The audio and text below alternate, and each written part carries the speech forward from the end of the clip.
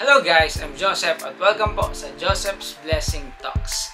So dito guys, nakita niyo sa title at thumbnail na video na to ay pag-uusapan natin yung 5 negosyo na walang puhunan at patok yan guys kahit nasa bahay lamang kayo ay pwede kayong kumita sa libreng negosyo na to. So inulit ko, 5 negosyo, so napakadami negosyo pero pag-uusapan muna natin yung 5 guys na pwede nyo gawin na nasa bahay kayo kahit walang puhunan.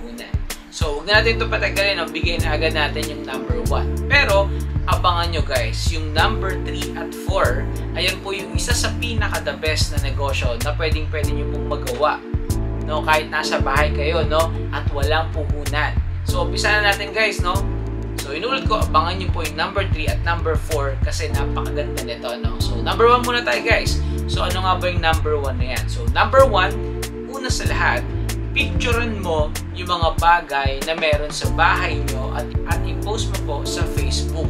Or ibig sabihin, ibenta mo siya sa marketplace.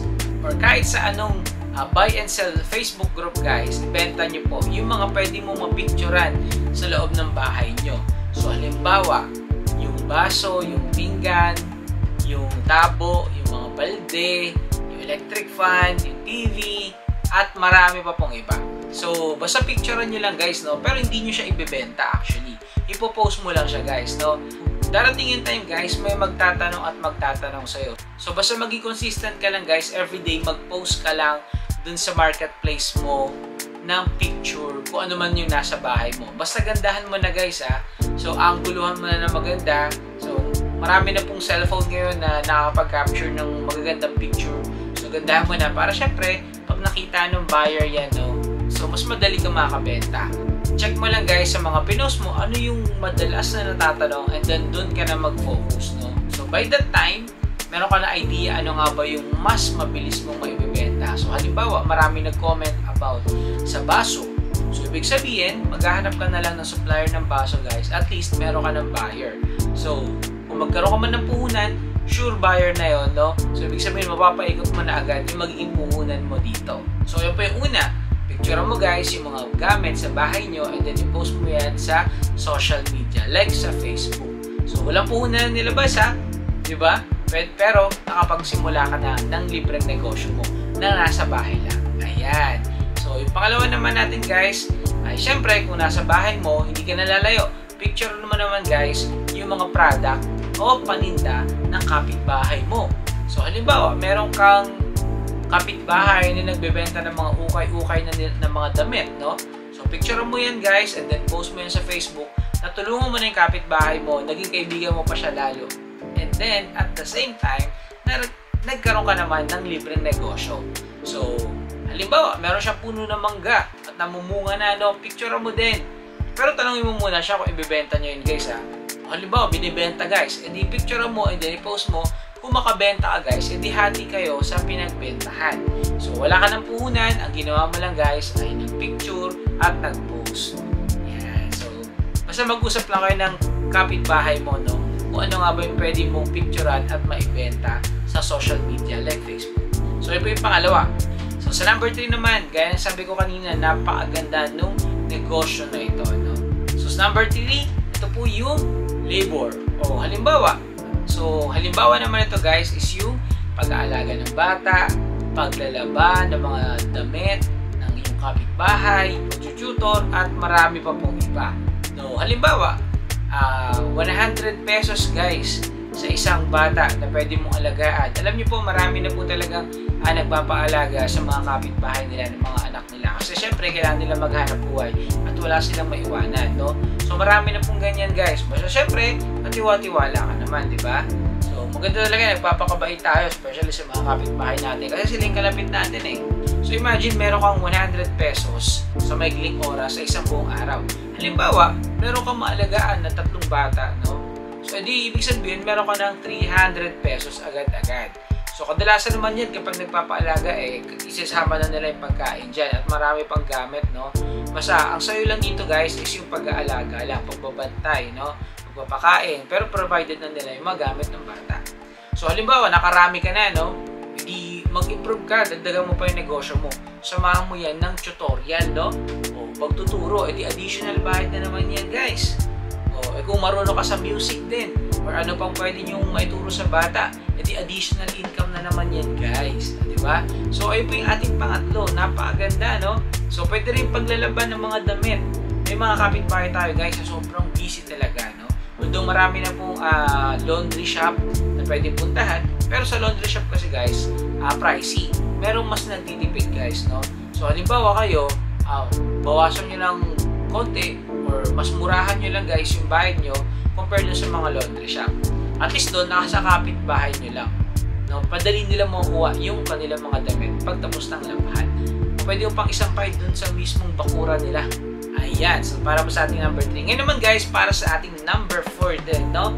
Napakaganda nito. Pagpo-post ng ating mga sariling merienda sa social media like Facebook.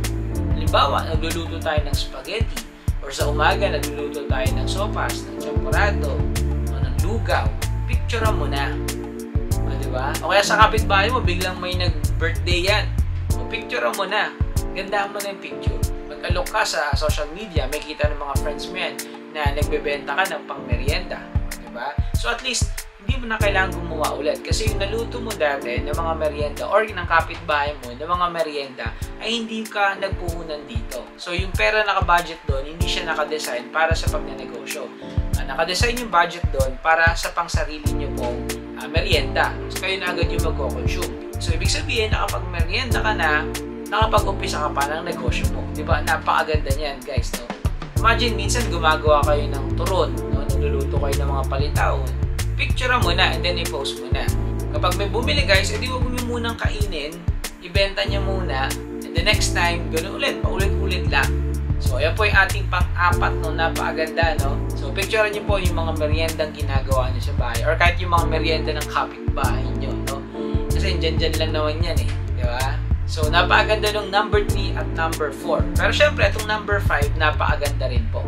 Ibenta mo yung kayang gawin ng kamag-anak. Oh, di ba? So, halimbawa, yung kapitbahay mo guys ay magaling gumawa ng mga sirang gamit like electric fan, plancha, no, cellphone. Ikaw ngayon na mag-advertise. And then kapag nakakuha kayo ng market or ng customer, edi maghati kayo sa income doon. So, wala kang ginawa guys, wala kang pinuhunan, ang ginawa mo lang ay nag-advertise. Di ba? So, halimbawa, yung kapatid mo or yung parents mo, yung kamag-anak mo, may mga kaya silang gawin. Halimbawa, kaya nila magtahi, kaya nila magburda, kaya nila mag-repair. Diba? Kailangan mo lang gawin guys is i-market yung mga kaya nilang gawin. Malilit na bagay lang yan guys. Yung malilit na bagay yan guys, pwede dyan magsimula yung napakalaking negosyo mo. Imagine sa na-share ko sa inyo yung 5 negosyo, wala kayong ilalabas na puhunan dyan at kahit nasa bahay lang kayo ay pwede nyo simulan yung napakagandang negosyo na yan. No? Pero syempre, dahil usapang negosyo tayo dito sa Joseph's Blessing Talks, ay share ko lang sa inyo yung negosyo na Sunday Barley. So sa 4,988 guys, so meron ka isang canister, meron ka 10 sachet at meron ka ring 30 sachet ng barley. So ito yung kasama dun guys. Ito, meron pa kayong matatanggap na tarpaulin, mga brochures, no? Mga marketing materials guys. So sa halagang yan guys, maliit na puhunan pero walang lugi, no? Ginawa ko yan ng video guys, bakit walang lugi?